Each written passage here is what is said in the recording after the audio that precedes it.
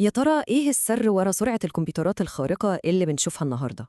في الشرح ده هنكتشف مع بعض إن القصة أكبر وأعمق بكتير من مجرد كام رقم بنسمعه في الإعلانات. طيب خلينا نبدأ بالسؤال اللي بيجي في بالنا كلنا. إيه هو اللي بيخلي كمبيوتر أسرع من التاني؟ هل هو فعلا الرقم الكبير اللي الشركات دايما بتركز عليه في التسويق بتاعها؟ أكيد كلنا شفنا أرقام زي دي قبل كده، 4.7 جيجا هرتز. رقم تحس إنه كبير كده ومبهر، وعلى طول مخنا بيربطه بالأداء الخارق، الأسرع، الأقوى.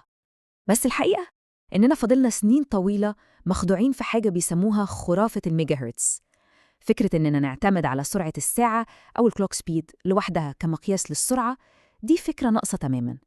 القصة الحقيقية لأ، دي أعقد وأمتع من كده بكتير. تمام قوي. يلا بينا بقى نتعمق أكتر.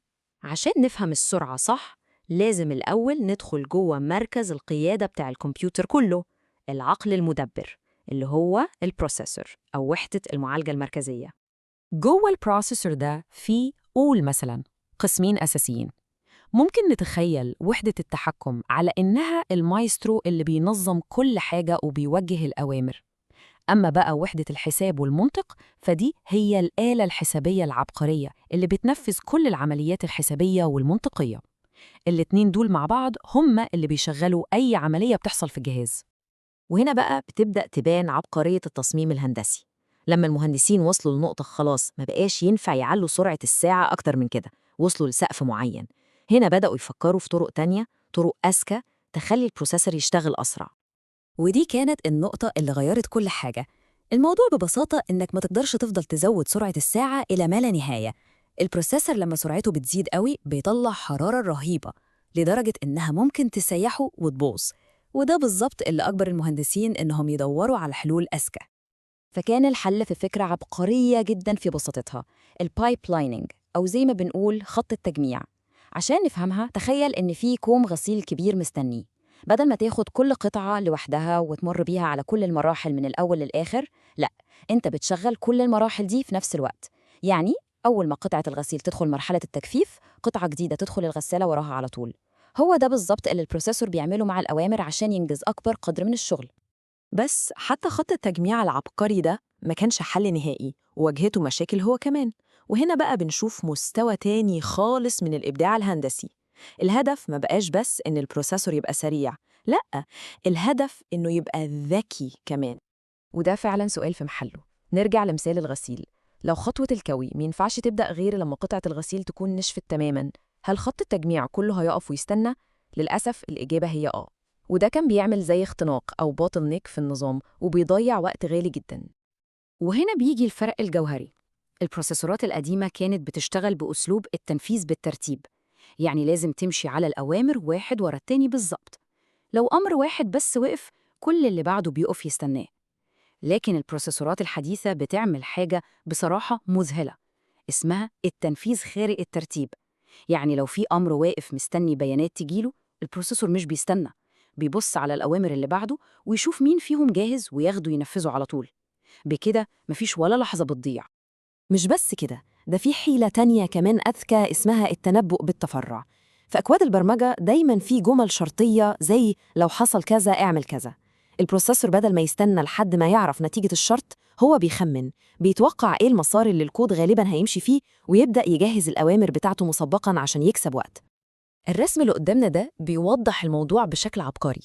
النظام ده مش مجرد بيخمن تخمين أعمى، لأ، ده بيتعلم، بيسجل سلوك الكود في المرات اللي فاتت وبناء عليه بياخد قراره.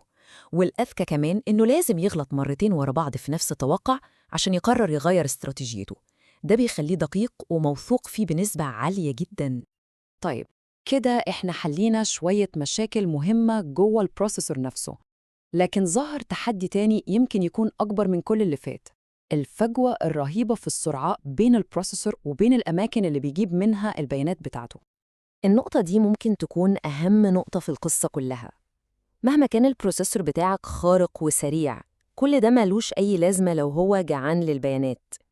تخيل معايا إن عندك أسرع شيف في العالم، بس المساعدين بتوعه بيجيبوله المكونات بالقطارة، هيفضل واقف مستني. ده بالظبط اللي بيحصل للبروسيسور لما يضطر يستنى بيانات جاياله من الرامات، اللي هي تعتبر بطيئة جدا مقارنة بسرعته هو. وهنا كان لازم يلاقوا حل، والحل كان في بناء نظام ذكي جدا اسمه التسلسل الهرمي للذاكرة. الفكرة كلها ببساطة هي إننا نعمل طبقات من الذاكرة، طبقات قريبة من البروسيسور بتكون سريعة جدا بس صغيرة، وكل ما نبعد الذاكرة بتبقى أكبر في الحجم لكن أبطأ في السرعة. يعني مثلا الطبقة الأولى خالص اللي لازقة في البروسيسور اسمها ذاكرة الكاش L1، دي سرعتها خيالية بس حجمها صغير جدا. بعدها تيجي طبقات تانية من الكاش زي L2 و L3، وبعدين تيجي الرامات، دي مساحتها أكبر بكتير لكن سرعتها أقل طبعا. وفي آخر الهرم خالص بتيجي وحدات التخزين زي الهارد ديسك، ودي مساحتها ضخمة لكنها الأبطأ على الإطلاق. النظام الهرمي ده بيضمن إن في أغلب الوقت البروسيسور يلاقي البيانات اللي هو عايزها في أقرب وأسرع طبعة ممكنة. والتطور ده بنقدر نشوفه بعينينا في شكل الرامات نفسها على مر السنين. لو بصينا على الأجيال المختلفة هنلاقي إن مع كل جيل جديد المهندسين قدروا يوصلوا لطرق يحطوا بيها سرعة وقوة أكبر في نفس الشريحة الصغيرة دي تقريباً. الجدول ده بيلخص الحكاية دي بالأرقام. خلينا نبص مثلا على القفزة من DDR ل DDR2. سرعة النقل تقريبا اتضاعفت، والأهم من كده كمان إن استهلاكها للكهرباء قل بشكل واضح. يعني المعادلة دايما كانت أداء أعلى وكفاءة أكبر في استهلاك الطاقة مع كل جيل جديد. تمام، دلوقتي بعد ما لمينا كل أجزاء الصورة دي نقدر أخيراً نجمعها مع بعض عشان نفهم إيه هو المعنى الحقيقي لكلمة أداء الكمبيوتر. في مصطلح تاني مهم جداً ناقص في المعادلة بتاعتنا، وهو التعليمات لكل دورة أو IPC. ده مقياس مختلف تماماً عن سرعة الساعة. ده بيقيس كفاءة أو ذكاء تصميم البروسيسور نفسه، يعني ببساطة كام أمر أو تعليمة يقدر ينفذها في كل تكة أو نبضة من نبضات ساعة المعالج. ودي بقى هي المعادلة الكاملة، المعادلة اللي بتكشف السر كله. الأداء الحقيقي للجهاز بيساوي سرعة الساعة مضروبة في عدد التعليمات لكل دورة. وعشان كده ممكن جداً نلاقي بروسيسور سرعة الساعة بتاعته أقل من واحد تاني، لكن أداؤه في الحقيقة أعلى بكتير. ليه؟ لأنه ببساطة تصميمه أذكى وبيقدر ينجز شغل أكتر في كل نبضة. يبقى الملخص إيه؟ إن سرعة الكمبيوتر الحقيقية مش مجرد رقم جيجا هرتز بنشوفه على العلبة، لأ، هي عبارة عن سيمفونية متكاملة بتعزف عوامل كتير جداً مع بعض. أكيد سرعة ساعة عالية، بس الأهم منها هو تنفيذ التعليمات أكتر في كل دورة، وخط أنابيب ذكي بيعرف يشتغل من غير ترتيب، وقدرة على التنبؤ بالمستقبل، وطبعاً نظام ذاكرة كاش سريع وعميق.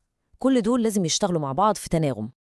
وده بيخلينا نسأل سؤال مهم للمستقبل. إحنا كل يوم بنقرب أكتر وأكتر من الحدود الفيزيائية للمادة نفسها، للسيليكون اللي بنصنع منه الشرايح دي.